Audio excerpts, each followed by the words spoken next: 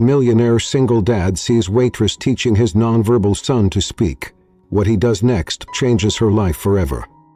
The millionaire single dad Stephen Brooks stormed out of that diner in the rain, furious, humiliated, clutching his nonverbal son in his arms. He thought it was over. What he didn't know was that the tired waitress who knelt beside his son that night was about to change everything. The rain fell hard that night in torrents. Cold, relentless tapping like fingertips on the foggy glass of a sleepy roadside diner.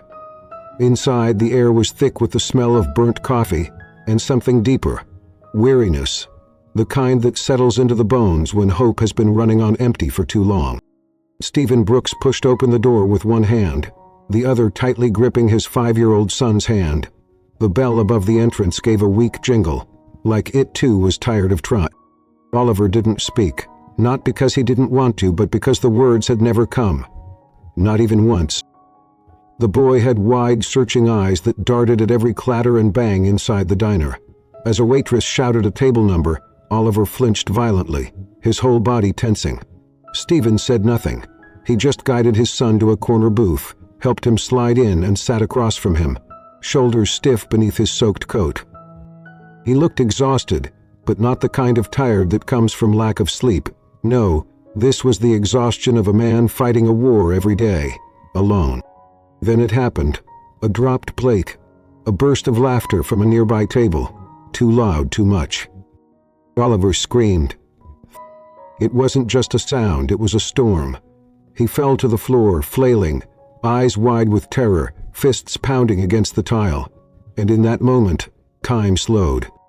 Stephen dropped to his knees, reaching for his son, trying to soothe him, but the boy was gone. Lost inside himself. The world narrowed into that small space under the booth where pain had taken hold. And that's when she appeared. Kneeling quietly beside them was a woman with tired eyes, and a name tag that read Hannah. She didn't ask permission. She didn't try to explain. She just pulled a small picture card from her apron, a simple cartoon of a smiling face with the word breathe. She placed her hand on her chest. Deep breath in, deep breath out. Just like that, the storm began to pass. Stephen stared, stunned, shocked, and then furious. "How dare you touch my son?" he snapped. "You think you can just play hero?" But Hannah didn't flinch. "I wasn't playing anything," she said quietly. "I was speaking his language when you couldn't." And with those words, something cracked. He took Oliver and left. He told himself he'd never see that woman again. But he had other plans. Because sometimes the smallest act of kindness becomes the moment everything changes. And sometimes the person we push away the hardest is the one sent to save us. The storm passed by morning, but inside Stephen Brooks it still raged. His hands gripped the steering wheel too tight as his SUV idled at a red light. The sky outside had cleared into that pale, wintry blue that made everything look cleaner than it was. But Stephen didn't feel clean, he felt raw. Oliver was quiet in the back seat, as always. But it wasn't the usual stillness that had defined his son since he was old enough to. And Stephen knew exactly when it started. Last night, that woman.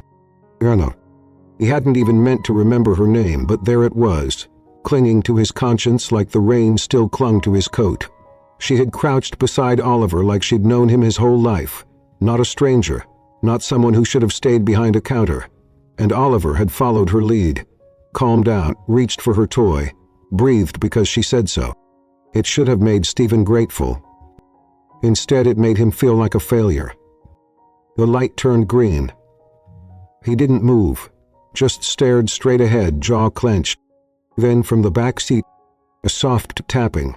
Stephen looked into the rearview mirror. Oliver had his tiny hand pressed to the glass, eyes fixed on something behind them. Stephen turned his head slightly and saw it, but no one did.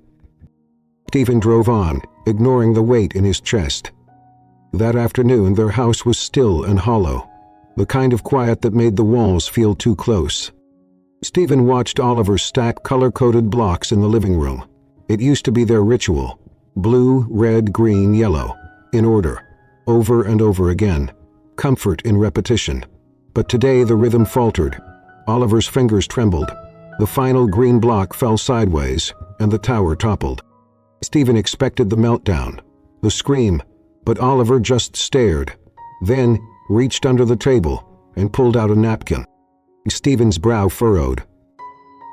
The boy cradled it carefully like something precious. A smudge of ketchup still stained one corner, and drawn in the center, stick figures, crude, uneven lines, but clear. A woman, a messy ponytail, a little boy beside her, Hannah and Oliver. Even froze. The napkin shook slightly in his son's grip. Oliver stared at it, then at Stephen. His big brown eyes shimmered. There was no tantrum, no words, just a simple truth painted in crayon and hope. Stephen sat on the edge of the couch, knees aching as he knelt beside his son. "You like her, huh, buddy?" he asked softly. Oliver didn't answer. He didn't need to. That napkin was the answer. That night, Stephen sat on the floor outside Oliver's bedroom after tucking him in. He held the napkin now, staring at the tiny, smiling face Hannah had drawn beside Oliver's own. It wasn't just that she'd calmed his son. It was that she saw him. Really saw him. Not as a diagnosis, not as a problem, as a child with a language all his own. And she had spoken it without hesitation. Stephen dropped his head back against the wall, exhaling hard. Pride had been his armor for so long, his shield, his excuse. But it was Oliver who had paid the price for it. By morning, Stephen had made a decision he hated. He hated needing anyone, hated asking, but he hated watching his son withdraw even more. So he drove back to the diner. He didn't tell Oliver. Didn't want to explain anything if it didn't go the way he hoped. If she wasn't there, if she turned him away. The bell above the door jingled again. The smell of overcooked bacon and burnt coffee hadn't changed. And there she was. Hannah, same apron, same ponytail. Only now her eyes had dark circles beneath them, and she looked up with a start when she saw him. Her body stiffened like she was bracing for a fight. Stephen didn't raise his voice this time. "Do we talk?" She hesitated, then nodded toward an empty booth. They sat in silence for a long moment. "Not here to fight," Stephen said first. "Good," Hannah replied coolly, "because I don't have the energy." Stephen's hands curled around the edge of the table. "My son hasn't been the same since that night." Ahachi's expression shifted, a softness creeping in. "Mrs. You," Stephen said, "he drew you." Her eyes widened. What?" Stephen nodded. "Stick figures, him and you, holding hands." Emotion flickered behind Hannah's tired eyes. She didn't finish the sentence. Stephen took a breath, the words scraping his throat. "It was wrong about you." Hannah didn't say anything. She waited. Stephen looked her in the eye. "I know it's not your job. I know you have your own life. But if you'd consider just spending a little time with him, no pressure, no strings, just be there." He blinked, caught off guard. "You want me to babysit?" she asked, almost laughing.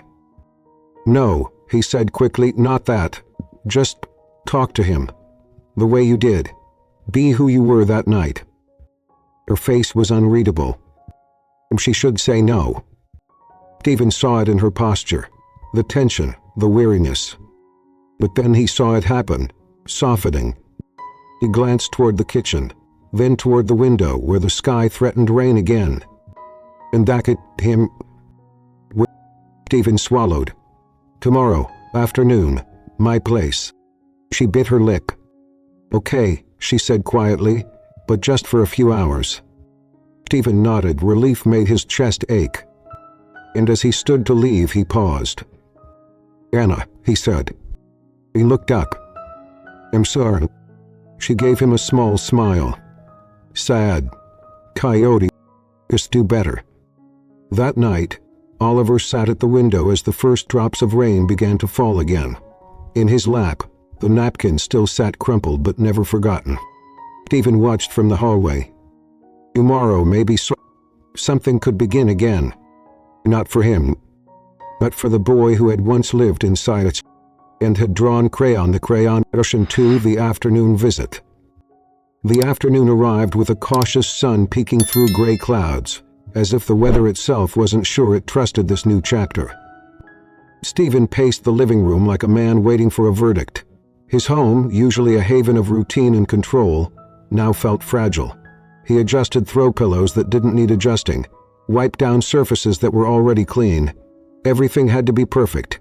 He told himself it was for Oliver, but deep down he knew he was trying to make himself feel worthy. Oliver sat on the rug in the center of the room, a row of toy cars lined up with meticulous care. Every few seconds he glanced at the front door. Stephen noticed but said nothing. Jan Skubacek filled. Stephen's breath caught. A moment later, a small, battered sedan pulled into the driveway.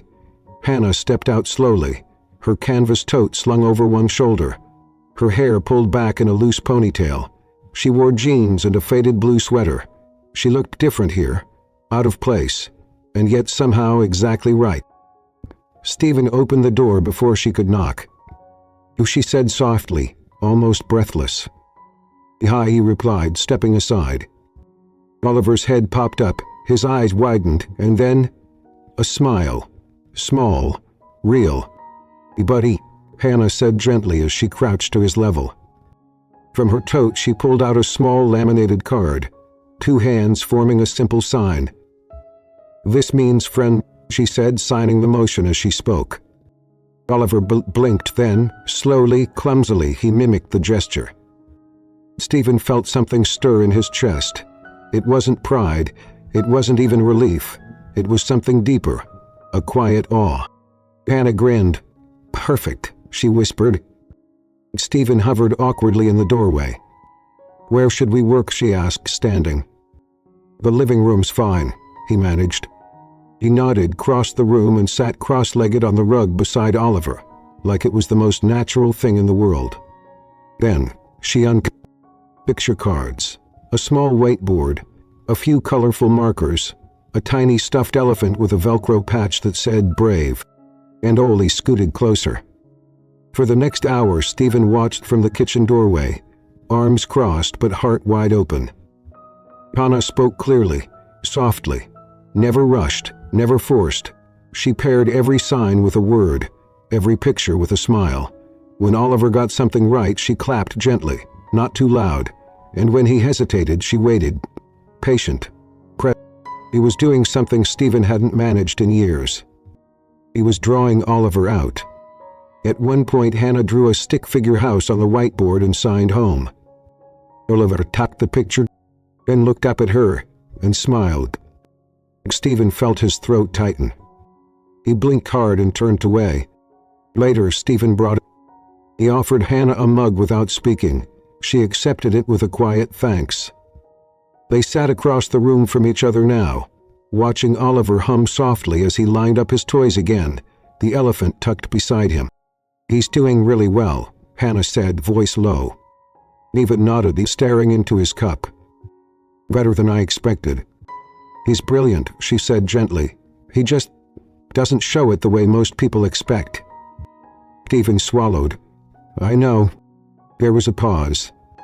Then Hannah looked at him, really looked at him. "You love him more than anything," she said. Stephen's eyes flicked up to hers, startled. "Most people wouldn't fight the way you do, even if it comes out sideways." He gave a dry, self-deprecating laugh. "You mean like snapping at the one person who tried to help?" Hannah gave a small smile. "That, yeah.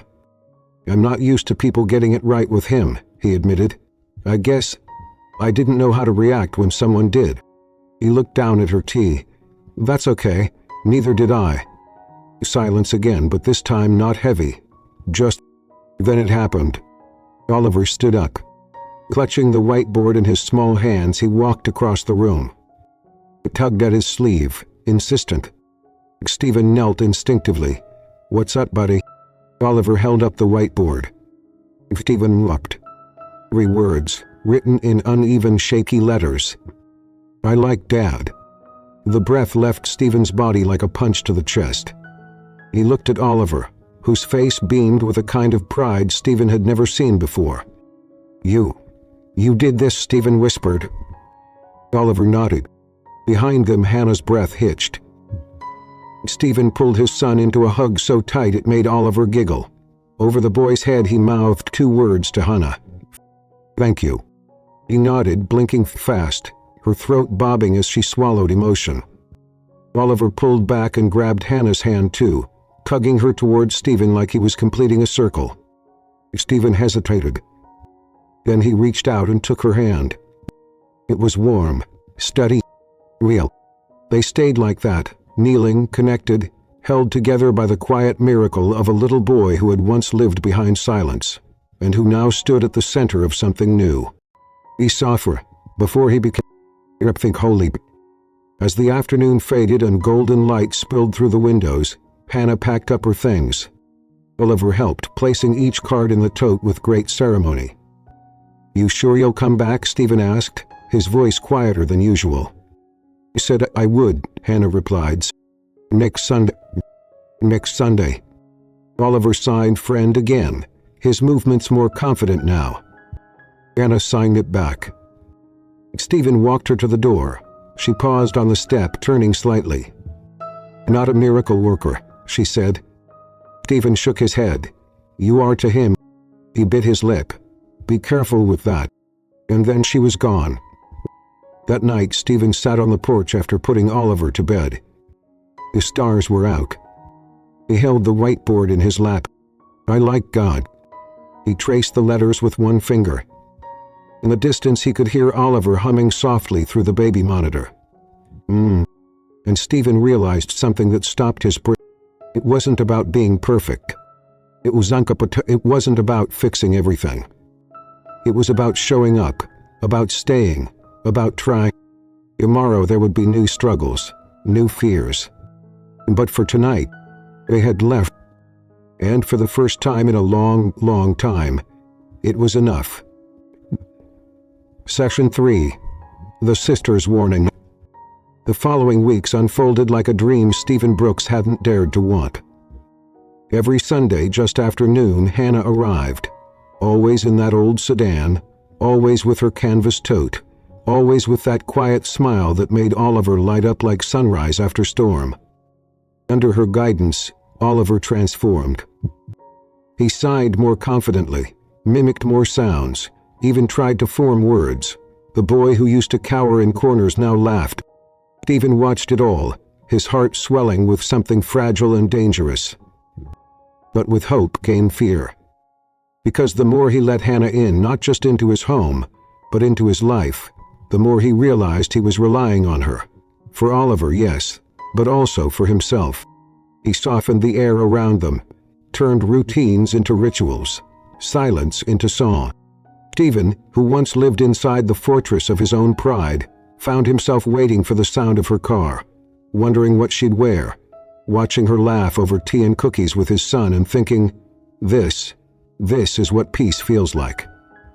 He didn't know that P had a dead, but it came knocking in the form of his older sister. Julia Brooks had never been one to hide his opinions. She swept into the kitchen one rainy afternoon, her umbrella dripping beside the door, her lipstick perfect despite the storm. "You need to be careful," she said without preamble, setting her designer tote on the counter with a loud thump. Stephen sighed, pouring coffee. "Hello to you too." Julia didn't smile. "I'm serious, this woman, Hannah. You barely know her. You've been helping Oliver."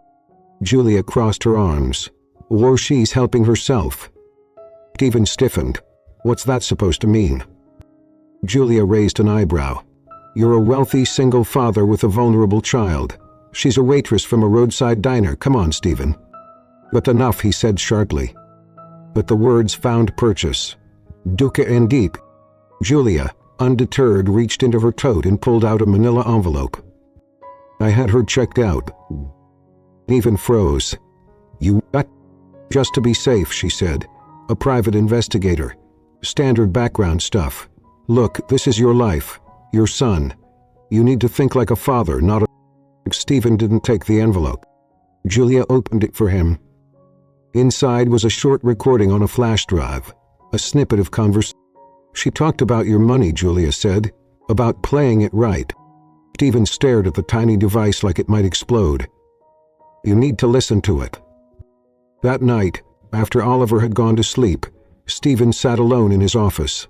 The shadows from the desk lamp cast long lines across the room. Rain tapped at the windows again, soft and persistent, like a warning. The flash drive trembled slightly between his fingers. He plugged it in. Hannah's voice filled the room. "Richie, if I play this right, maybe I won't have to worry about money ever again." The words landed like a fist to the gut. Stephen sat frozen, every breath shallow. Was it all a lie? The laughter, the signs, the quiet moments in his kitchen, sipping tea while Oliver curled beside her. Had she used his son to get to him? His fists clenched. Then unclenched. No, he needed to be sure. He put the clip again. Same words, same chill. Something inside him closed like a trapdoor. Sunday came, and with it, Hannah. She arrived like always, cheerful, warm, full of kindness. Oliver ran to her, squealing with joy, grabbing her hand. "Stephen, you hate little man," Hannah said, ruffling Oliver's hair. Then she saw Stephen's face. "We need to talk," he said, voice like ice. Hannah blinked, confused. "Okay." He didn't wait, he just walked to the living room and pulled out his phone. The audio spilled out, distorted but damning. Hannah's face paled. Her tote slipped from her shoulder. "Where did you get that?" she whispered. "Does it matter?" Stephen snapped. "Was any of it real?" Her mouth parted in shock. "Stephen, it's not what you think." "No." His voice cracked. "Because from where I stand, it looks like you used my son to get to me." Oliver stood frozen between them, his eyes darting from face to face. Hannah's eyes filled with tears. "You think I would use Oliver?" she choked. "You think I could—" "I think you should leave," Stephen said coldly. Oliver whimpered, clutching at her sleeve. Hannah knelt. Her hands trembled as she touched his cheek. "You are so brave, little one," she whispered. "Don't ever forget that." She stood, swallowed hard, and looked Stephen in the eyes. "I thought you were different," she said, "but you're just another man too afraid to see what—" And with that, she turned and walked out. The door clicked shut behind her. Oliver ran to the window, pressed his small hands to the glass. Even didn't know. He told himself he had done the right thing. To get his son. Preserve the fragile world they built. But as he knelt to pick up Oliver, the boy pulled away. He whispered a broken word. Stephen looked into his son's eyes and saw something that shattered him more than any betrayal ever could.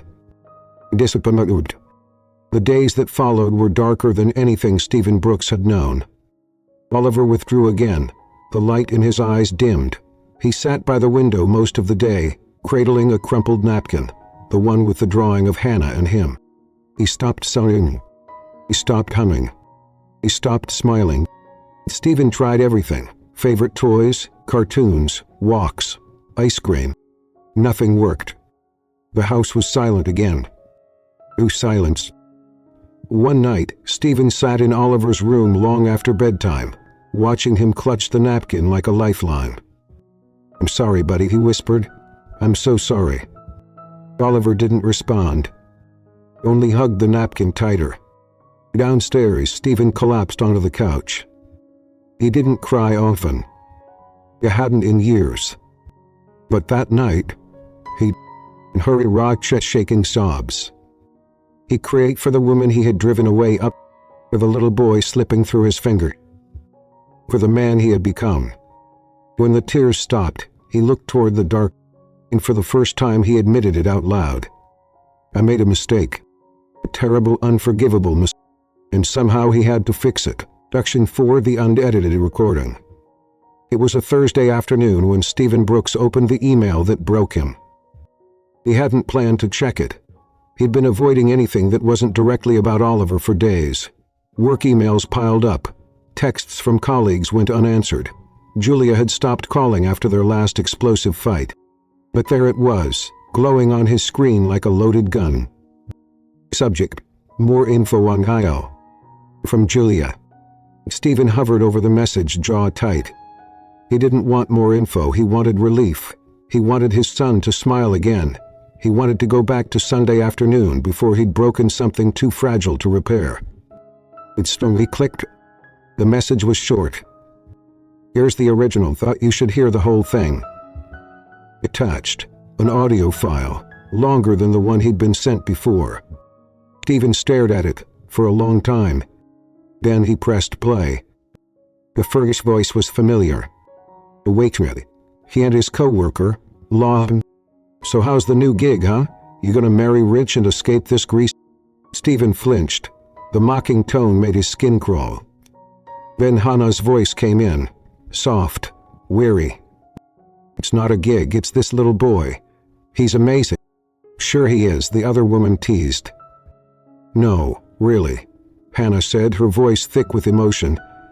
I don't even know if I'm helping him, but when he smiles at me it feels like... There was a long pause. Stephen held his breath. And the dad, the co-worker asked, still snide. Hannah gave a soft, tired laugh. He's complicated, but he loves that kid more than anything. I wouldn't touch that trust for all the money in the world. Still, gotta be nice that he's rich, right? Then came the line Stephen remembered. If I play this right. He tensed. Maybe I won't have to worry about money again. The co-worker laughed again. Gold digger, huh? No, Hannah said sharply. Money doesn't fix anything. Not what he's going through. Not what that boy needs. It never could. Two silences. Then the file ended. Stephen sat frozen.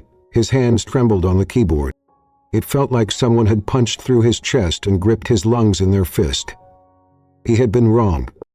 So horribly, shamefully wrong. The version he heard before, the one Julia sent, had been edited, weaponized, twisted into something cruel. He had doubted Hannah. Worse, he had broken Oliver's heart because of it. Stephen shoved the chair back violently and stood pacing the office like a trapped animal. Anger flooded his chest, not just at Julia, but at himself, at the way he'd let fear win, at the way he had believed what was easiest, not what was true. He remembered the way Hannah's voice cracked when she said goodbye. The way Oliver clutched her sleeve, confused and hurting. The napkin, the whiteboard, the word free. He dropped into the armchair, hands on his head. How do you fix something like this? How do you ask forgiveness from the person who gave you everything, and whom you destroyed? Then came a sound. From the hallway, and little footsteps. Oliver appeared in the doorway, cradling the napkin in both hands. Stephen looked up. The boy said nothing, just looked at him. Stephen's voice cracked. I'm going to fix this, buddy. Oliver tilted his head, curious. I'm going to bring her back. By morning, Stephen had made up his mind.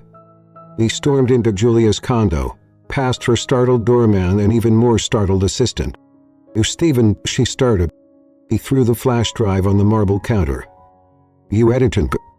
Julia blinked. I had it trimmed. You edited. You lied. Julia stiffened. I was trying to protect you. No, you were trying to control what you didn't understand. Her voice sharpened. She's just a waitress. No, Stephen said, she's the first person who's ever reached my son. Whoever saw him as more than a diagnosis. And I drove her away because of you.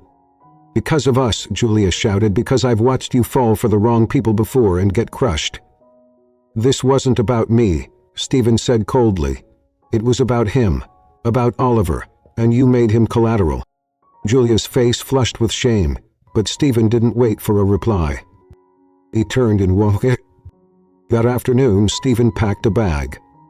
He filled it with just the essentials, change of clothes, snack packs for Oliver, a picture of Hannah and Oliver that Oliver had drawn on the back of a placemat.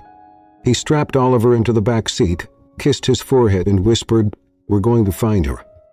Oliver's small hand squeezed his... Stephen started the engine, and for the first time in weeks, felt something return to his chest.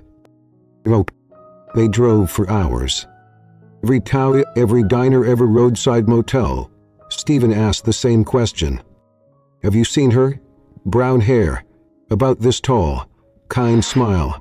Might be working here. Her name's Hannah. Most people shook their heads. Oliver rode silently in the back, the napkin still clutched to his chest. Oh, every time someone said no, Stephen looked, and every time the little boy gave him a quiet, solemn nod. Keep going, Dad. By nightfall, the world had blurred into cracked pavement, flickering gas station lights, and long stretches of nothing.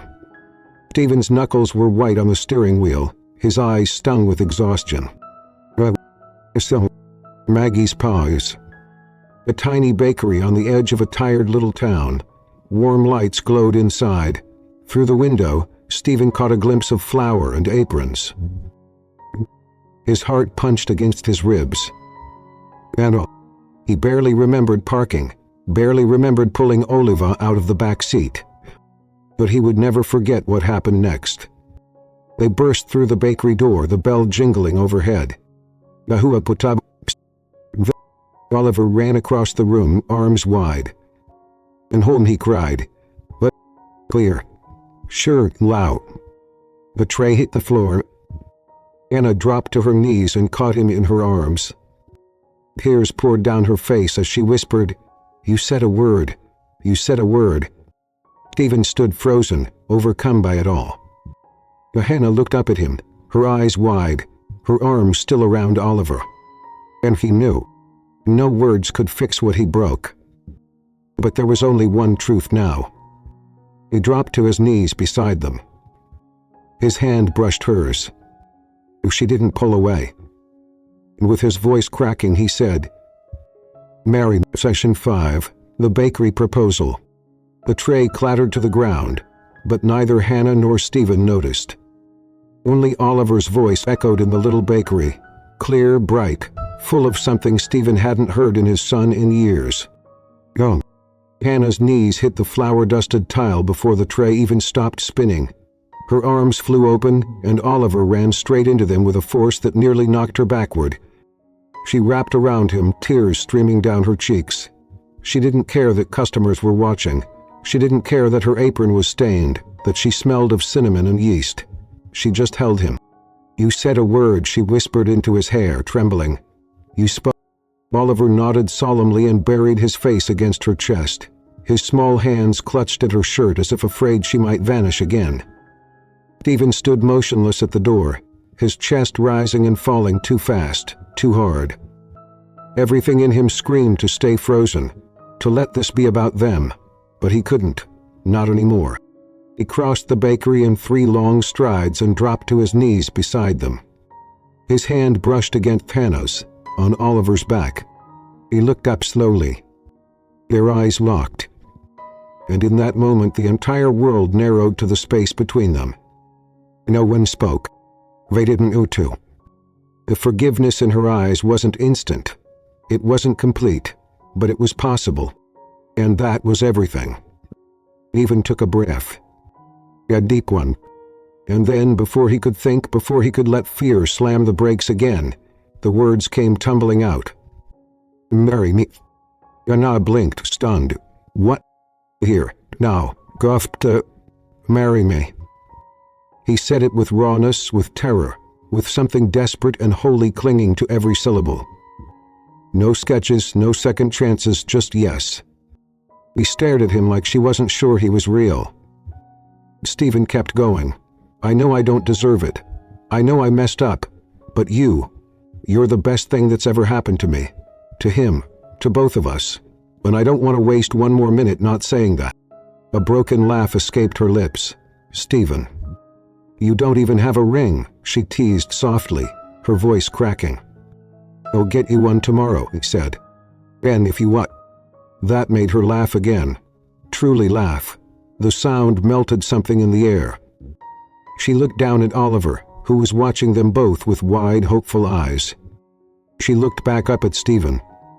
Then she cupped his face in her flour-dusted hands and leaned in until their foreheads touched. "Yes," she whispered. "Of course, yes." Stephen didn't breathe for 3 whole seconds. Then he pulled her into his arms, fierce and grateful, burying his face into her shoulder. Oliver wedged himself between them, giggling and squirming until the three of them were locked in the kind of embrace that books are written about. They stayed like that for a long time. Crying, letting the past finally loosen his grip. Eventually, from behind the bakery counter, a voice called out, dry and amused. "You planning to kiss her, or are we just going to stand in a flower storm all day?" They turned. An elderly woman in a pink cardigan with an apron that read Maggie's Pies, serving sweets.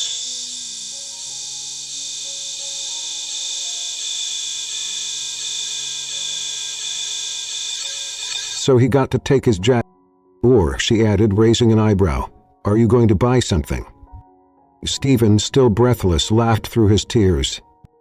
"2 pies," he said, standing slowly, helping Hannah to her feet. "The biggest you have." Maggie nodded approvingly. "That's more like it." The rest of the afternoon passed in a kind of quiet magic. Stephen helped Hannah clean the spilled tray. Oliver sat happily at a table, drawing with crayons Maggie pulled from behind the counter. He drew 3 stick figures this time, holding hands. One had a little crown, another had a tie. The smallest one had a cape. "Super Oliver," said proudly, kissing the top of his head. Stephen watched her from across the room, still half in disbelief, not because she was there, but because she had chosen to stay. Because he hadn't lost her. Completely. They sat at the corner table with 2 slices of warm peach pie between them, steam rising in soft curls. "So," Hannah said, wiping peach juice from her fingers, "are you serious?" "About the pie," Zivin teased. "About the marrying you on the bakery floor part." He leaned in. Dead serious." She shook her head in amazement. "This wasn't exactly how I imagined it would go." Stephen smiled. "It's better." Hannah stared into her coffee. "You know I'm not perfect, right? I've made mistakes. My life's been messy." He reached across the table, taking her hand. "So has mine," he said. "But I don't want perfect, I want real." And she looked up. "And you got..." That evening, after Maggie locked up early with a wink and a promise to officer any time, any place, Stephen and Hannah drove back to the city. Oliver asleep in the back seat, his head resting on her tote bag like it was a pillow made of stars. The road stretched out ahead of them, long and open. And for the first time in years, Stephen didn't dread what was coming. He welcomed it. Because beside him sat the woman who had spoken his son's language, when even he couldn't. Because in the rearview mirror he could see his son, smiling in his sleep. Because in his chest, he didn't just feel love. He found home. Section 6, The Wedding Under the Oak Tree. Spring came quietly that year. No grand announcement, just gentle rains, blooming hillsides, and a warmth that seemed to seep not only into the ground, but into hearts that had known too long a winter. Stephen Brooks stood on the porch of the white farmhouse with a steaming mug in hand, his eyes following a boy sprinting barefoot across the field. Oliver. No longer silent, no longer afraid. His laughter rang across the grass as he chased butterflies, arms wide like wings. The little boy who once lived behind windows and whisper-soft hums now ran freely, voice cracking with joy. Inside, Stephen could hear a different kind of music. Hannah's laugh, warm and rich, echoing through the kitchen as she argued with Maggie over wedding cupcakes. Yes, when... In just a few hours, Hannah wasn't going to be the waitress from the diner, or the woman who helped his son. She would be his wife. Their new beginning wouldn't be held in a ballroom or some sterile country club. No chandeliers, no tuxedos. If that was the land that healed them, the sky that held their fears and dreams alike, and the oak tree. An old massive oak that stretched its arms across a small hill behind the house, root tangled in earth the way their stories had tangled together. Stephen adjusted his tie in the bathroom mirror and nearly laughed. He hadn't worn it in years. He had once envisioned a wedding with speeches, VIP guests, live string quartets flown in from Europe. But that version of Stephen no longer existed. The man standing in that mirror now didn't need performance. He needed peace. and today he would vow to protect it. Outside, a small crowd had gathered, just enough to fill a few white folding chairs set in a semicircle beneath the oak's ancient branches. Neighbors, a few friends from town, and of course Maggie, who had insisted on officiating. Stephen waited beneath the arch of wildflowers and ivy, nerves dancing in his stomach. Then he heard it, the sound of feet crunching grass. He turned, and there she was, Anna, barefoot, going. A simple white dress clung to her gently, fluttering in the breeze. A crown of wildflowers rested in her loose waves, and in her hand, Oliver's tiny fingers laced with hers. He was dressed in suspenders and a crooked bow tie. Beaming, Stephen felt his heart swell so painfully, so fully, he thought it might burst right there on that hill. Hannah's eyes locked on his, and everything else disappeared. Time slowed. The years of loneliness, the self-doubt, her guilt, all of it melted in the space between her. When she reached him, she handed Oliver off to Maggie with a whisper and turned to Stephen. He said, he said, tears glimmering. He replied, his voice just as unsteady. Maggie cleared her throat. Well, she said, flipping open a battered book of vows, I was going to give a long speech about love and fate, but these two wrote their own words, and frankly they've said enough with their eyes to make me irrelevant. Laughter rippled through the small gathering. Then Maggie stepped aside. Stephen reached into his pocket and pulled out a folded scrap of napkin. Yes, that napkin. He had written on the back of Oliver's first crayon drawing. Hannah, he said, voice thick, I didn't know how lost I was until you found us. You didn't knock. You just knelt beside my son and spoke the one language neither of us knew how to say. Grace.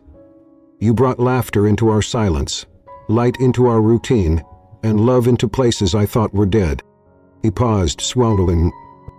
I vow to be your safe place, to listen even when pride wants to shout, to stay even when fear wants to run. I vow to raise our son with you, not out of duty, but out of joy. Tears streamed down Hannah's cheeks. She took a deep breath, pulling out a wrinkled sticky note from her bouquet. Stephen, she said, you were the last person I expected, and yet the only one who ever saw all of me, mess and all, and chose to stay. You didn't just love Oliver. You fought for him, for us, even when it hurt. Her voice cracked. I vow to believe in the good even when it's hard, to speak kindness when it's easier to walk away, and I vow above all else to never forget the boy who handed me a card that said friend, and the man who whispered marry me in a flour-dusted bakery. The crowd sniffled, even Maggie dabbed at her eyes. Oliver giggled loudly and shouted, Mom! And just like that, the last wall crumbled. They kissed. Longer than tradition allowed. Longer than Maggie pretended to tolerate. And when they finally broke apart, the hill erupted in applause. Mahaka dropped to her knees and pulled Oliver into their arms. Together, tangled in grass and tears, they stayed there until the sun tilted low and the shadows turned gold. That night, the porch swing creaked gently beneath them. Oliver had fallen asleep in Hannah's lap, his fingers curled around Stephen's thumb. Fireflies danced in the tall grass. The scent of wild flowers and lemon pie clung to the air. I never thought I'd have this. Hannah turned to him. He laughed quietly. A family. She leaned her head against his shoulder. It was never about perfect, she said. It was about showing up. He kissed her hair. And above them the stars blinked into the sky, steady and new, Section 7 doubts in the dark. The wedding had been everything they hadn't planned. Messy, improvised, perfect. In the days that followed, the house settled into a gentle rhythm, a new life blooming in the wake of vows exchanged beneath the oak. Hannah's laughter filled the kitchen in the mornings. Oliver's giggles echoed down the hallway. The scent of cinnamon and warm bread seemed to cling to her skin now, as if the bakery had branded itself into their world. But even in the golden light of new beginnings, shadows lingered. Felt them first at night, after the house went quiet, after Oliver's breathing steadied in the next room, after Hannah had drifted to sleep beside him with her hand resting softly on his chest. uninvited, sharp. What if you're the weak link now? What if he needs her more than he needs you? What if she realizes she deserves someone lighter, easier, better? He tried to ignore them, to bury them in work, in playtime with Oliver, in the steady comfort of Hannah's presence, but the fear never fully left. It whispered in the silence. One evening, as the sky darkened early with rain, Stephen stood on the back porch, watching the fields sway in the wind. Inside, Oliver was coloring at the table, humming to himself. Hannah was reading a children's book aloud, doing all the silly voices Oliver adored. Stephen should have gone back inside, should have wrapped an arm around them, pulled Hannah close, thanked her again for choosing him. But instead, he just watched through the window, silence. And in that moment, something unfamiliar pierced him. It was not of the ease betraying them. The way Oliver looked at her now, with an adoration that had once been reserved only for him. Stephen knew better. He knew it wasn't a replacement. It was a bond, one his son needed, but the ache still lingered. And worse, he didn't know how to voice it without sounding ungrateful. That night, Hannah found him in the study, staring at old photos on his phone. Pictures of just him and Oliver, back when life had been silent but simple. She said softly, leaning against the doorway. Stephen turned off the screen quickly. Yeah, just tired. He walked over, sat on the arm of his chair, wrapped an arm around his shoulders. You've been quiet lately. I guess I'm just adjusting. He was silent for a moment. Was it me? Stephen's throat tightened. No. God, no. He nodded slowly. But something's there. He exhaled hard. The truth was burning behind his teeth, begging to be released. I see the way he looks at you, he said, voice low. The way he runs to you first now. The way you speak his language like it's second nature. Kahalo blinked. Stephen. I'm happy, he rushed to say. I am. But sometimes I wonder if I've already lost my place. If I'm still the father he needs, or if I'm just the guy who kept him breathing long enough for someone better to show up. Silence. Then Hannah slowly slid off the arm of the chair and knelt in front of him, just like she had all those months ago in the diner. Stephen, she said softly, do you remember the first time I saw Oliver? He nodded. He was screaming on the floor. And you? She asked gently. He was yelling, he said, shame coloring his voice. No, she said. You were trying, you were scared, you were overwhelmed, but you were there. You stayed. He took his hand. You were his anchor in a world that didn't make sense. You gave him safety, and that's why he can run to me now, because he knows you're right here. You made that possible. Tears stung his eyes. I'm not trying to replace you, she said. I couldn't. You're his home, Stephen. I'm just the window that lets in some light. He closed his eyes, breathing through the ache. Then he pulled her into his arms, holding her as if he might still lose everything. You didn't. Later that night, Stephen lay awake as Hannah slept beside him, her hand loosely curled around his shirt. The rain had started, soft, steady, familiar. And as it tapped the windows, he realized something important. Love wasn't just about the light. It was about what you did when the dark crept in. How you stood, how he spoke the hard truths, even when they burned. How you let someone hold your fear without fixing it. And how, even in doubt, you reached for the hand that had always reached for you. In the room next door, Oliver stirred in his sleep, murmuring something soft. Stephen smiled through tears. He still had his place, and it was exactly where it had always been. Section 8. The Storm and the Center. The storm came without warning. It began as a restless wind whispering through the wheat fields behind the farmhouse, then escalated into a crackling tension in the air, one of those spring tempests that felt like the sky was holding its breath. Inside the house, the windows rattled in their frames. Stephen glanced up from the couch, where Oliver was curled beside him with a picture book. Hannah stood in the kitchen, wiping down the counter, her ponytail swaying as she hummed along with the soft jazz on the power blank. Once, and went out. The house dropped into an eerie silence. Oliver stiffened immediately. His hands gripped the book tighter, his body going rigid with a tension Stephen hadn't seen in months. Hey, Stephen said quickly, shifting to face him. It's okay. It's just a little power outage. The boy didn't move. His lower lip trembled. Then a flash of lightning lit the room in stark white, and thunder followed with a sound like the sky splitting open. Oliver screamed. And just like that, he was gone. Gone into himself. Gone behind the invisible wall Stephen knew too well. He flailed, knocking the book to the floor. His breath quickened. His small hands hit his own chest. Scoopy didn't move fast, but Hannah was faster. She dropped to her knees, pulled out her tote, and calmly, "Breathe," she whispered, tapping the cartoon face. "Remember this, sweetheart." Oliver whimpered. Another flash. Another boom. Stephen crouched beside her, helpless. "Buddy, I'm here. I've got you." But Oliver didn't respond. He was spiraling now, trembling, flapping, his world imploding under the weight of thunder. Then Hannah did something new. She placed the card gently on the floor, removed the small stuffed elephant from her bag and laid down beside Oliver, matching his posture, mirroring his rhythm, breathing with him. Stephen watched in awe as the tremors in his son began to slow, bit by bit, breath by breath.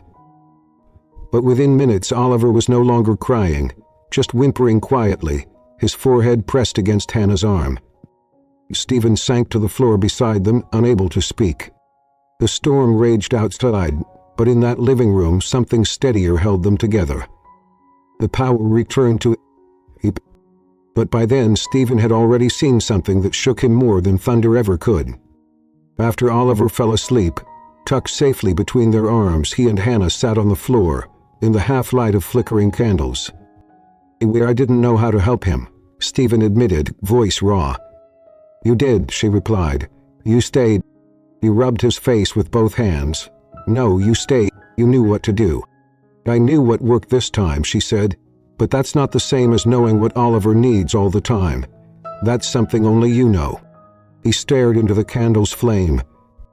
"But what if? What if this is too much for you?" Hannah blinked. "I mean," Stephen added quickly, "the meltdowns, the unpredictability, the weight of it all. What if—" She cut him off. He looked up.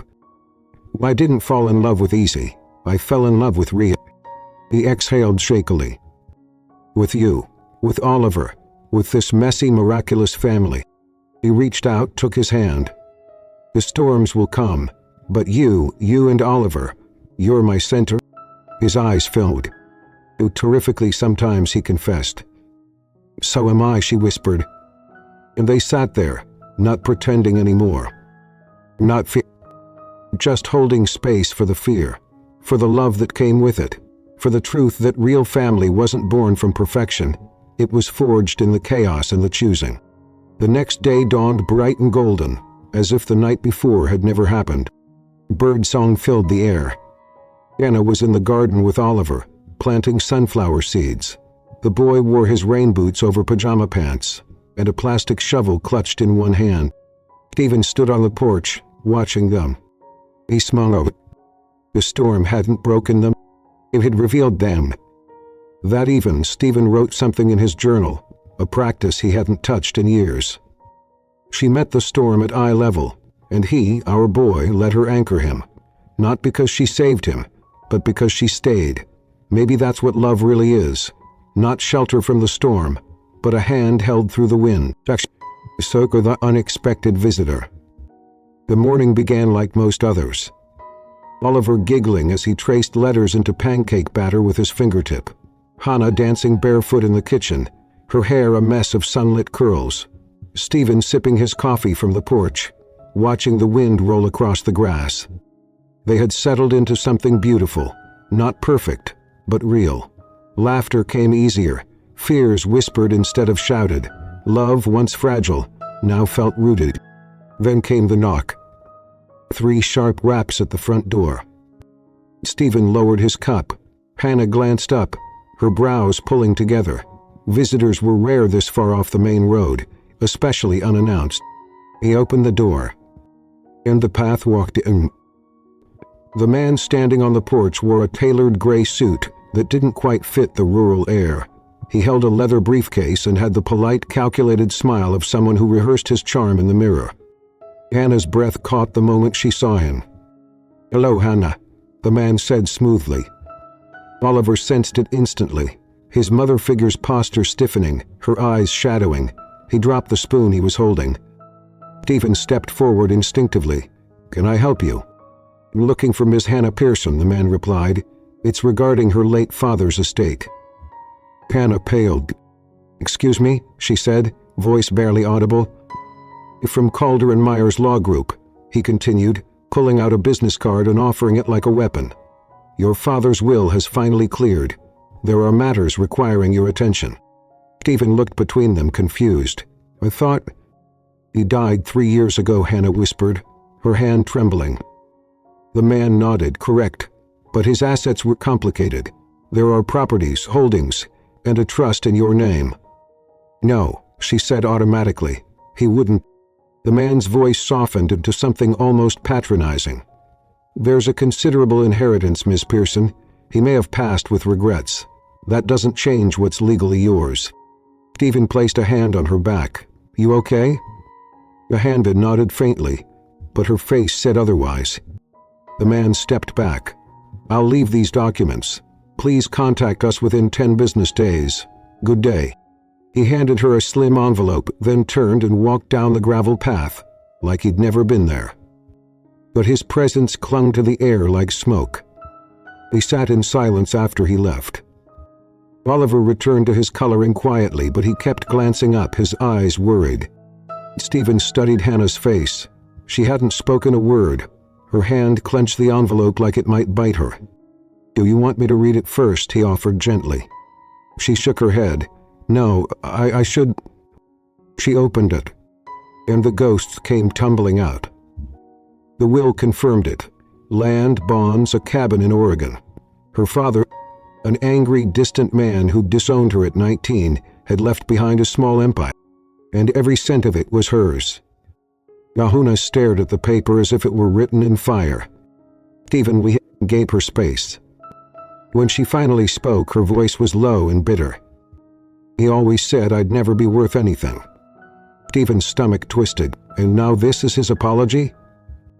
"No," she whispered. "This is control.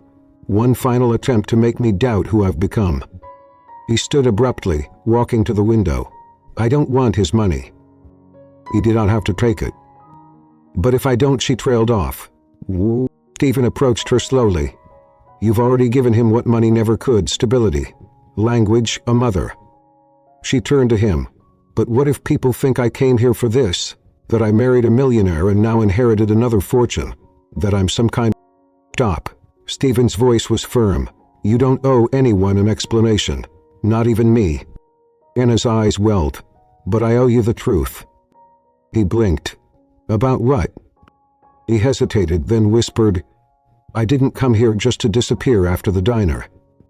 Stephen stepped back, confused. "What do you mean?" "It was running," she admitted, "from everything. My life was falling apart. I'd lost my apartment, I was barely making ends meet. And when I met you and Oliver, it was like— it was quiet. And at first," she said, her voice trembling, "I told myself I was just helping, just passing through. But then Oliver smiled, and I got Stephen."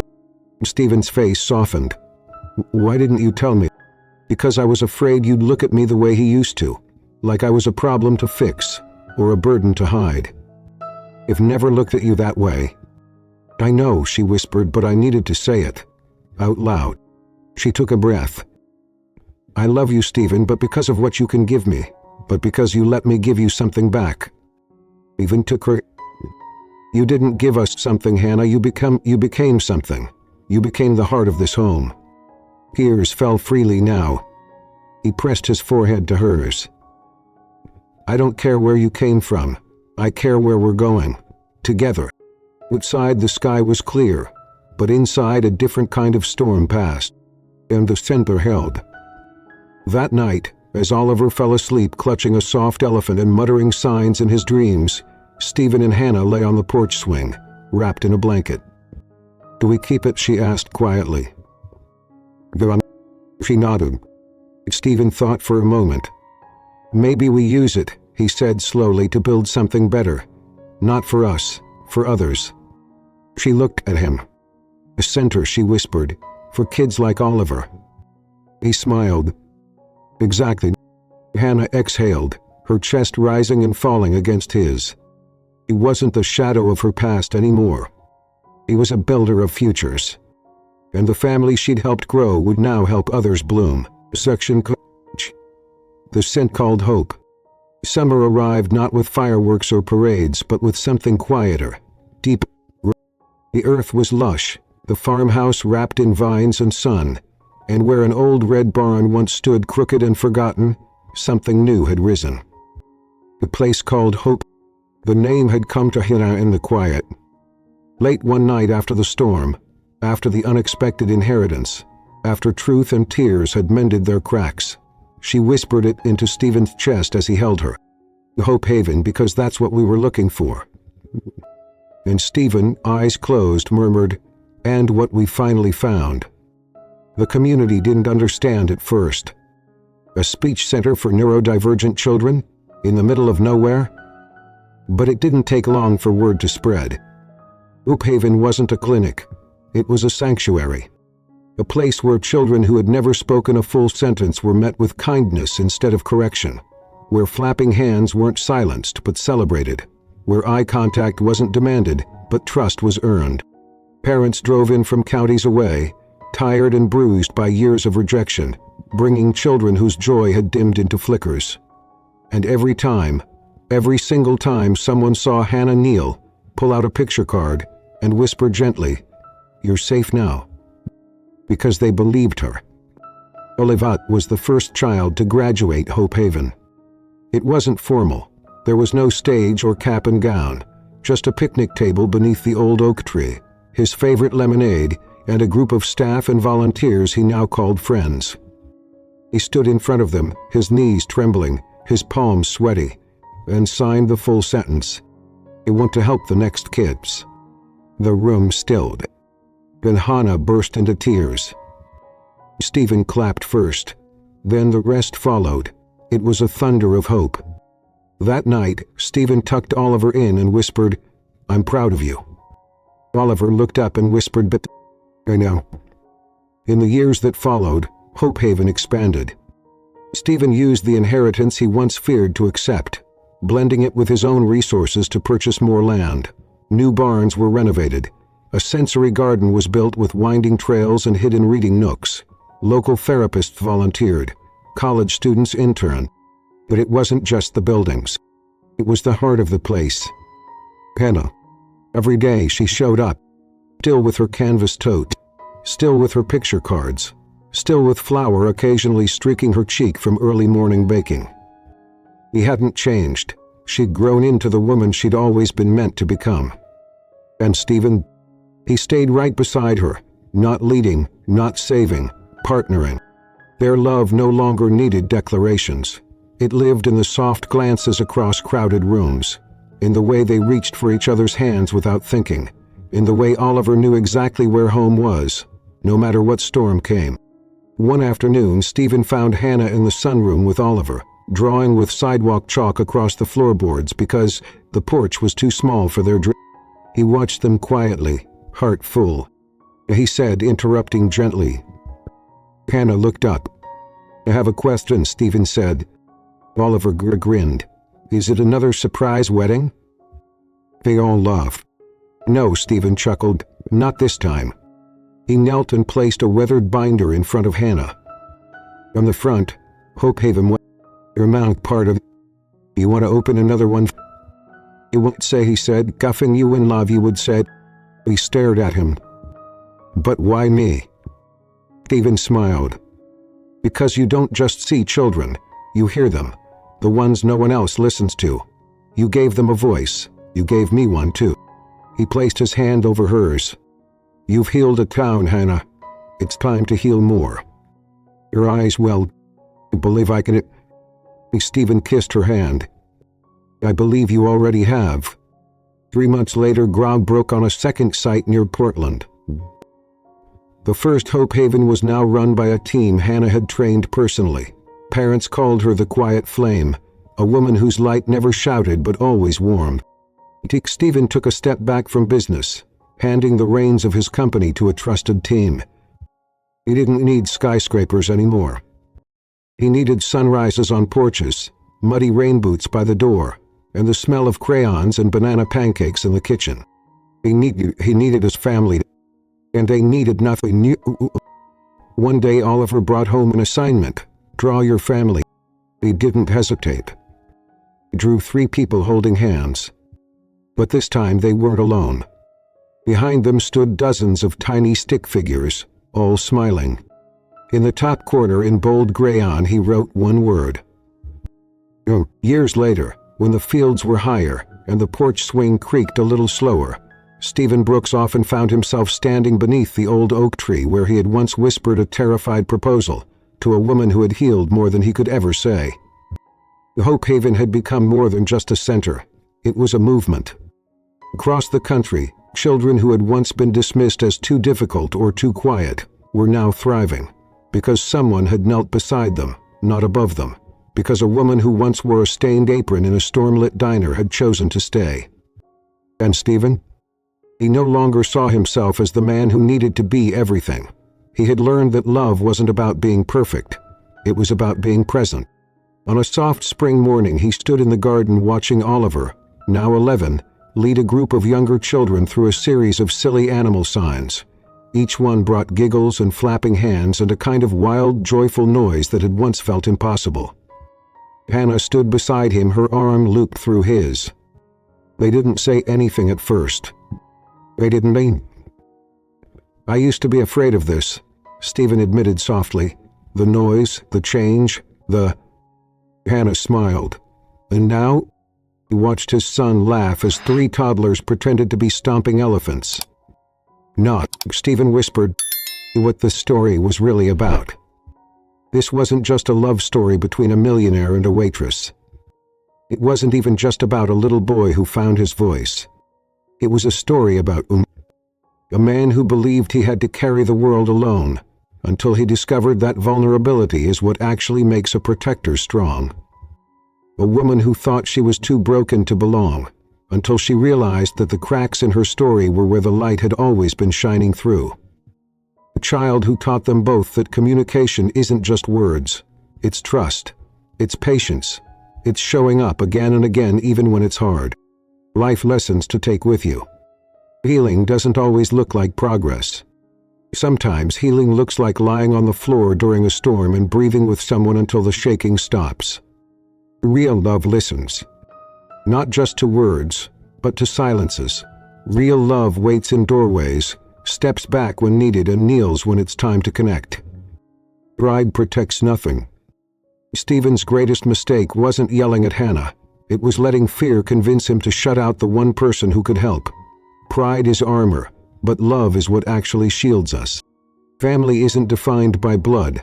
It's defined by presence. Hannah didn't give birth to Oliver, but she mothered him with every look, every card, every small moment of quiet understanding. Second chances they're sacred. And giving one doesn't make you foolish, it makes you brave. For the woman watching this, to the mother who's tired, the sister who's worried, the woman who once trusted and was let down, you are not forgotten. You are not too late. You are not too much, or not enough. Like Hannah, your story is not over. There is still a field to plant, a child to guide, a love that will hold your hand when you tremble. Even if it hasn't come yet, it's not too late. The very last page of Stephen's old leather journal held just a single thing. With taped to it was a child's napkin. A figure. On it, drawn in crayon, were 3 stick figures. A woman with a big messy ponytail, a boy with a cape, and a man with a tie. Over there he had a green nickel. Oh. Stephen never threw it away, because it wasn't a memory. It was a promise. If this story touched you, let us know in the comments. What moment hit your heart the most? Like, comment, and share this video with someone who needs to believe in second chances again. Subscribe to Soul-Stirring Stories for more real emotional tales that heal, inspire, and stay with you. Until next time, remember, home isn't a place, it's a feeling, and you are worthy to find out.